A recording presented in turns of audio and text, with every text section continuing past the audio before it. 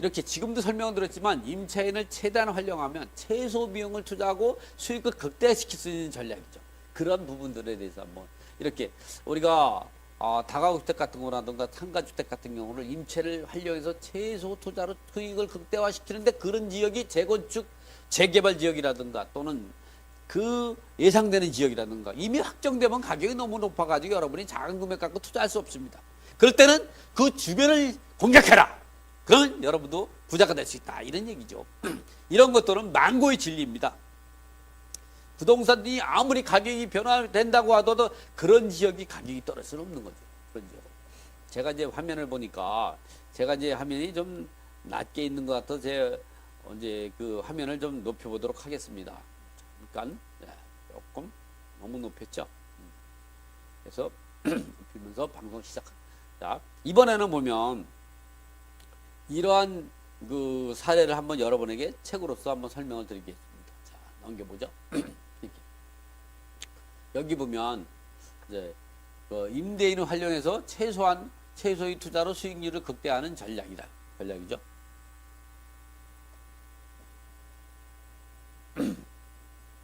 이 다가구주택이 이번에 역세권에 있고 해서 역세권도 더블 역세권이 이쪽에 내방역도 있고 여기는 이수역 더블 역세권이죠. 이쪽 주변 이런 데나 등 여기도 마찬가지 방배 5 재개발 주택 재개발 지역이고 또 이쪽에도 많고 전부 뭐 주변이 다 온통 재건축 재개발이죠. 그래서 이쪽에는 나중에 보면 이런 건물이 철거되고 이 재개발이 되면 재개발로 건물이 철거되면 난리가 날 겁니다. 지금 이쪽에 주변에 이 당시에는 좀 그렇게 안 했지만 지금은 현재는 엄청난 가격이 인상이 됐죠. 올라가 있어요. 급등이 됐어요. 그래가지고 뭐 아파트도 그렇고 주변에 뭐 단독주택 다세대 뭐 열린 뭐 모두가 다 올랐습니다. 이쪽 주변에. 이 물건은 다가구주택으로 땅이 이렇게 다가구주택 같은 경우나 이 단독주택 같은 경우나 상가주택 같은 경우는 건물 면적이 중요한 게 아니고요. 땅 면적이 토지 가치가 중요합니다. 건물이 몇 푼 가겠어요. 땅이 47.765니까 이 전용 면적이 토지가 157.9제곱미터 이거 곱하기 0.3025 하면 47.765평이 되는 거죠. 이것이 바로 13억 5,466만 1,760원이 감정가입니다. 근데 이 물건이 10억 9천 7만 800원에 낙찰된 거죠. 매각이 된 겁니다. 그리고 2등이 10억 5천 3만 원이 됐죠. 그래서 이제 그 2014년 2월 13일 날 매각이 됐고 이 물건을 보면 임차인이 몇 분이냐면 이제 하나, 둘, 셋, 1, 2, 3, 4, 5, 6, 7, 8, 9, 9명의 그 임차인이 거주하고 있는 다가구주택이죠. 여기에서 말소기준 권리를 보니까 2008년 4월 21일입니다. 그러면 2008년 4월 21일 이전에 대학 요건을 갖춘 전유신고하고 입주한 사람들은 선순위죠. 근데 가만히 보니까 여기에서 그 2008년 4월 20일 말소기준 권리보다 먼저 대학 요건을 갖춘 사람은 한 사람밖에 곽영수밖에 없네요. 2002년 10월 7일 날 대학 요건을 갖추고 2002년 10월 7일 날 확정일자를 받았으니까 이 사람은 뭐 전액 배당을 받을 수밖에 없죠. 그래서 나머지는 다 대학력이 없습니다. 이 사람은 2003년 3월 3일인데 농무성 이 사람은 이제 그 권리신고를 안 했죠. 이 사람이 임차인이라면 이 사람도 인수해야 되겠네요. 어쨌든 이 물건을 갖고 그래서 우리가 이런 거를 분석할 때는 이 노무성 씨가 누군가를 잘 분석해야 됩니다. 이 물건은 서울시 서초구 방배동에 위치한 다가구주택으로 인근에 지하철 7호선 내방역과 2호선 방배역이 있고 버스 등이 대중교통이 발달해 있어서 임대 수요가 높은 지역이다. 그리고 주변에 대단히 재개발 좀 전에 제가 많이 보여드렸죠. 사진에 보면 주변이 온통 재개발이죠. 온통 재개발. 여기도 재개발, 여기도 재개발. 또 이쪽 내방역 뒤에도 또 있습니다. 재개발도 있고 이쪽도 그 주변이 다 이제 재개발 지역이고 그래서 주변이 재개발 지역이고 그래가지고 진행되고 있어서 그 주민이 나중에 건물이 철거로 인해 재개발로 인해서 건물이 철거로 해서 이주 시기에 해당된다면 이 주변 지역은 엄청난 가격이 폭등을 이룰 겁니다. 지금도 그래. 현재 이 입찰 들어 이때 당시가 언제냐? 2014년이니까 지금 4년 전이죠. 지금 가격 엄청 올랐습니다. 지금 요거 따지면 얼마냐면 하니까 보통 한 3천만 원 정도 되죠. 지금은 아마 이 정도 되면 한 5천만 원 정도 될 겁니다. 이 정도 위치에 있다. 그러면 요 임차인 중에 요 가경수가 배당을 전액 배당 받는 놈이 인수할 거 없죠. 그리고 노무성 씨가 권리 신고를 하지 않았기 때문에 이 임차인인가를 확인하고, 이런 사람을 임차인을 인수하는 거는 요런 기존에 배당 요구한 임차인들을 찾아가서 이 사람이 실제 거주하고 있는지 아니면 거주하고 있지 않는지, 아니면 임차인 소개로 해서 이 노무성 씨한테 연락을 취해가지고 이 사람이 보증금 얼마인지 확인해야죠. 그래서 보증금이 있고 있는 실제 임차인이라면 인수해야 되고, 이 뭐 무상거주하겠다든가 임차인이 아니고 주민등록만 돼 있고 아니면 가족관계라고 하면 채무자금 소유주의 동일세대원이라고 하면 이 사람은 가족이라고 하면 대항력이 없는 거죠.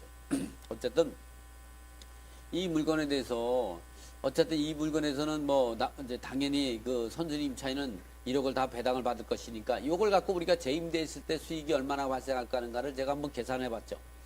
이 물건의 권리는 하자가 없을까? 이 주택에는 예상되는 임차인이 9명이 전입신고를 하고 있으나 법원은 기록과 현장 답사를 확인해 볼 경우와 202호 김동숙이 전 남편으로 전입신고만 되어 있고 실제 거주 안 한다. 202호가 누구냐?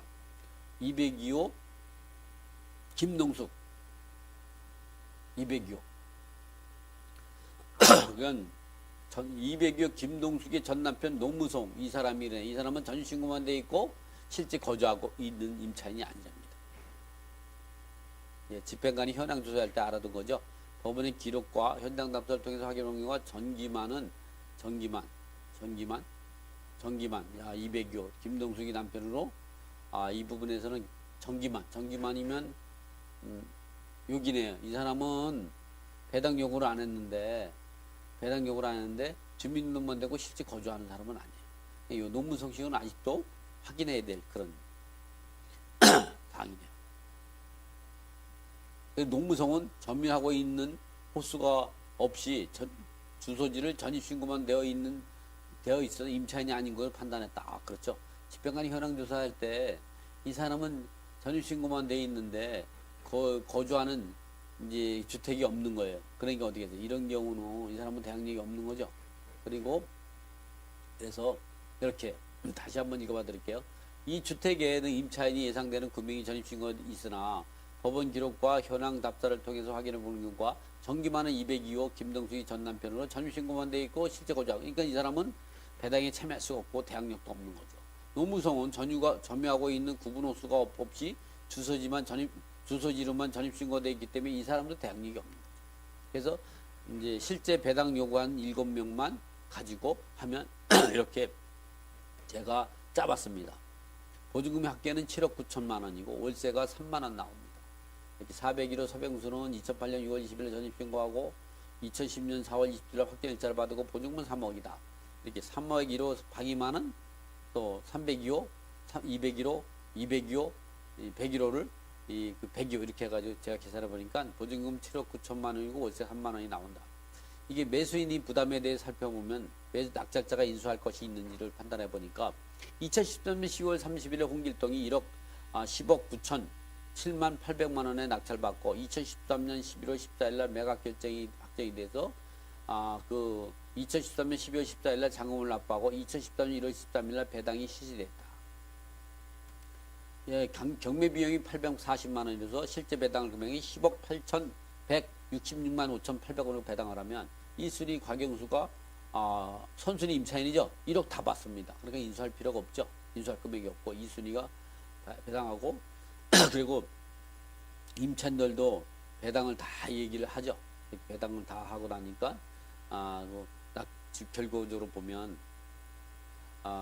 유의할 점은 박희만 서병수 임차인이 전입신고 확정일자보다 빠르다는 점에서 대항력은 없지만 빠른 확정일자를 가지고 있다는 점에서 이런 사실도 생각해라. 임차인이 배당의 전문가가 아니다 보니 보증금을 증액했고 증액 전에 확정일자와 증액 후 확정일자를 모두 가지고 있던데 증액 후 임차권만 가지고 배당 요구했는데 이럴 때의 배당기일까지 정정해서 배당 요구하게 되면 이 말은 이런 얘기죠. 실질적으로 이런 게 기회의 땅이 될 수 있는 거죠. 여러분이 이제 경매를 하다 보면 예측하지 못한 손해를 보게 되는 게 아니라 예측하지 못했던 손해를 보는 게 아니라 예측하지 못했던 이익을 볼 수가 있는 거죠. 이런 것이 어떤 거냐? 이런 항상 여러분이 이런 거를 간과하면 안 되죠. 예를 들어서 2014년 1월 10일 날 전입신고를 한 홍길동 임차인이 있다. 그리고 나서 2015년 2월 10일 날 이제 국민은행 근저당이 설정이 됐다. 그러고 난데 홍길동이가 이제 보증금 1억 5천만 원 갖고 1억 5천만 원 갖고 확정일자를 받았다. 그러니까 전입신고는 이때는 언제냐? 2016년 1월 10일 날. 그러면 이때 전입신고를 했으니까 선순위 임차인이죠. 이런 거. 그래 이럴 때는 확정일자가 늦기 때문에 이런 경우는 임차보증금 1억 5천을 거의 인수할 수가 있죠. 이런 경우는 우리가 어떻게 생각하냐? 이런 경우라면 이렇게 생각을 해보라. 2014년 1월 10일 날부터 2016년 1월 9일까지 2년 동안 전입신고하고 당연히 이때도 확정일자를 받았죠. 그 보증금은 1억 원이다가 이때는 어떻게 돼요? 새로운 계약을 쓴 거죠. 2016년 1월 10일부터 2018년 1월 9일로 하고 증액을 5천만 원 증액을 해가지고 총 1억 5천만 원이 전세보증금이 됐을 가능성이 높아요. 근데 배당 요구를 이런 거로 배당 요구를 하는 경우 많죠. 이랬을 때에는 사실은 낙찰자가 인수하는 거는 이래서 미배당금이 생기면 낙찰자가 인수하는 건 1억을 인수하는 거지 1억 5천을 인수하는 게 아니죠. 이런 사례가 발생한다면 어차피 임차인 같은 경우는 이렇게 하든 저렇게 하든 손해가 적겠지만 임차인 같은 경우는 이럴 때 이런 사실을 알았다면 이렇게 배당 요구 종기까지 이거 1차 임대차고 요거는 2차 임대차죠.